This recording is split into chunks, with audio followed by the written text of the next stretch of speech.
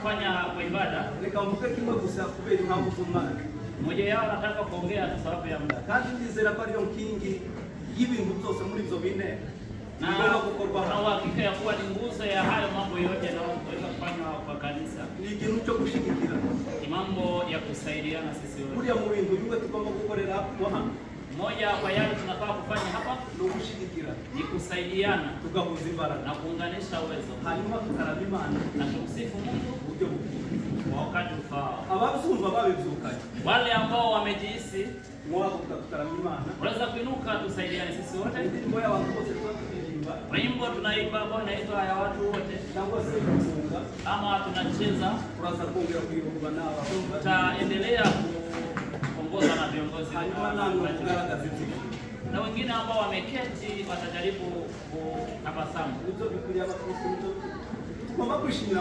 Lazima tufurahi kwa kanisa. Mungu awabariki.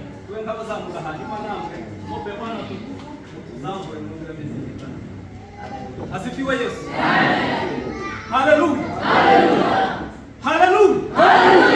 Haleluya. Haleluya. Karibu sana.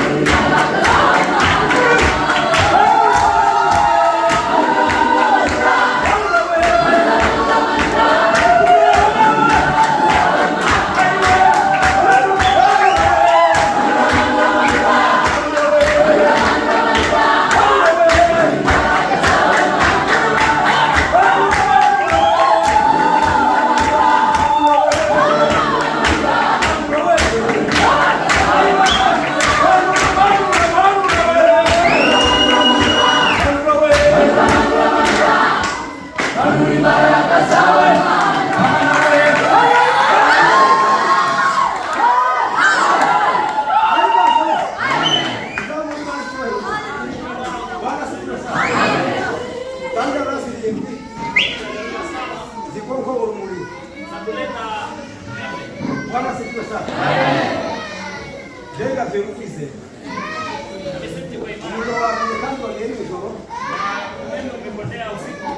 kandi bavuze ngo abazagenzura nyine kibintu cy'umuriro bavuze ngo ushobora gutinda cyane na wahusika na umeme wamesema labda itakaa sana, kandi twagerageje uko dushoboye kose kugira ngo dushake kujenereta na bose turagerageza birananira naho twagombaga gushaka na tulifanya iwezekanavyo tukitafuta generator lakini haikuwezekana. Ariko nubwo bimeze gute Ngalaho Biblia inapo kudashokera abantu kumana gato. Yeye anasema yasiwezekana kwa wanadamu kwa Mungu. Haleluya! Haleluya!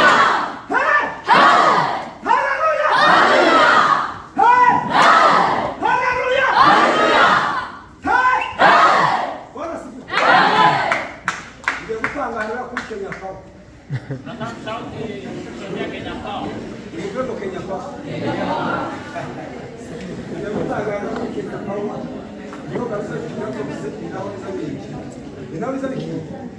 Etera na kuri Kenya Power kujya zamaze gereta zivugute Kenya Power. Zimara kuvuguta batunganya. Kuko kuya twamenyereye umuriro. Sisi tumezoea sana. Niko kujya umutima umuntu ntasome. Kama kula ugali bila iyo wari umutima ntusome. Wohanga ukawundi basome. Ariko nyine umuntu ari gutanga somera ni ibintu bikomeye. Ndemera neza n'ibintu sana. Niko n'umuriro bimeze. Ariko mwabonye madamu badara kujya ivye.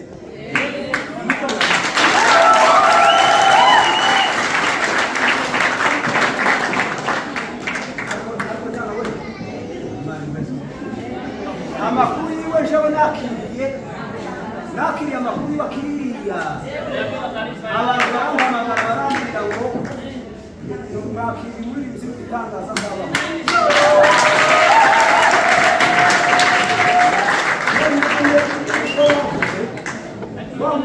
wa mugani wa Bibiliya avuga ngo umugabekazi w'ishemba ngo yagiye kwa Salomo bamubwiye amakuru y'ubwenge bwa Salomo ngo ashike uko yasanze Salomo ngo asanga ahubwo birenzeho aravuga ngo uko bambwiye birenzeho numvise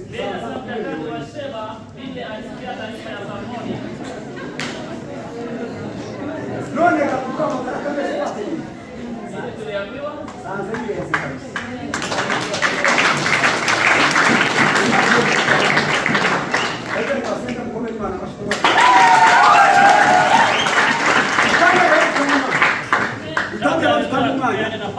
Zama mu ndo sirinde ko ndumva abantu yashaka kugura. Zama muri manzo. Haleluya! Haleluya!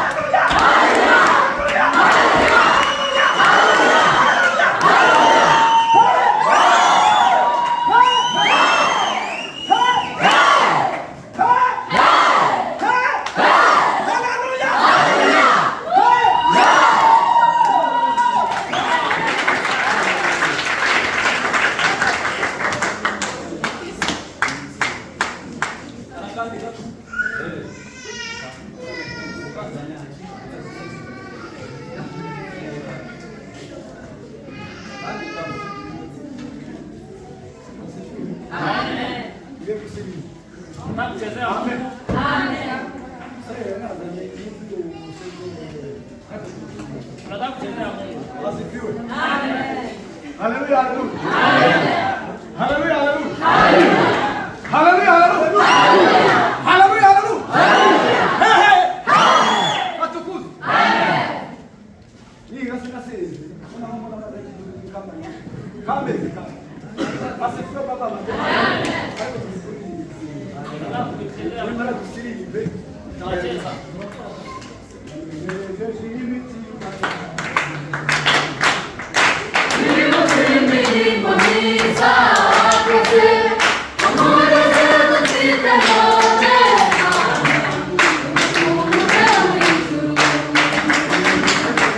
Amen.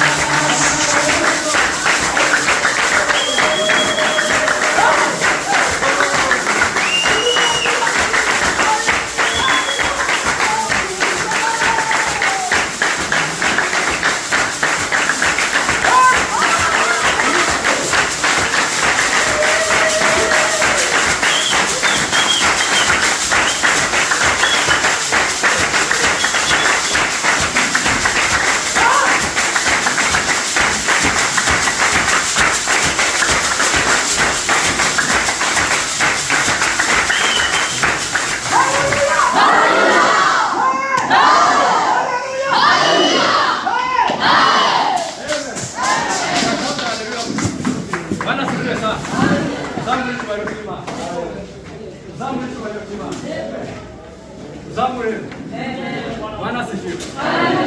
Ari kitu nibashije. Wenzangu wamejiuliza, Uzutamba kubera iki? kwa nini watu hucheza Tangu uzutamba ubishi. ama watu husikia Habaye. ama kuna nini? Bwana asifiwe sana. Jewe zatamba kusiona nezerwa. Yeye anacheza Kwamba sindatamba kugira ngo nezere. anafurahi ili Zatamba niyo nanezere. anacheza Ariko nanezere. Sinzabasha no kurengeza amaguru. Bwana asifiwe sana. Ariko nareze sanga none bamwe bazatamba kugira ngo banezerwe bashaka Unaona kunezerwa. watu wengine wanacheza. Ntabwo tutamba kugira ngo dushaka kunezerwa.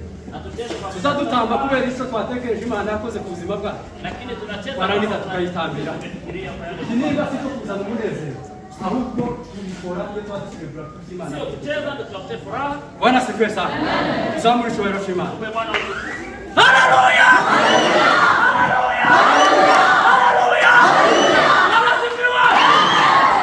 Turi gukongeramo umukunga kenshi none tugiye kongeramo n'uno munsi sitima zabiri. Bwana asifiwe sana. Nukuri hari icyo utekereza Imana yakoze ku buzima bwawe Nataka waweza bigatuma wosimba nta senti yayifu. waweza kucheza Bwana asifiwe sana. Hari icyo Imana ishobora kuba yarakoze ku buzima bwawe labda kuna jambo Mungu amefanya so gutera kwiterera kandi nta mukunguri inaweza kusababisha uchezee Mungu. mubitahure mubikurure nimurangiza munezererwe Imana. Tongere tuzamure icyubahiro cy'Imana. Muhagarikiza amahoro ndetse na musazi n'umwanya iminota 3 gusa tuza gusubiramo. Bwana asifiwe sana. Dusubiremo tunezererwe Imana kuko Tumfurahie Mungu. Imana ari. Haleluya!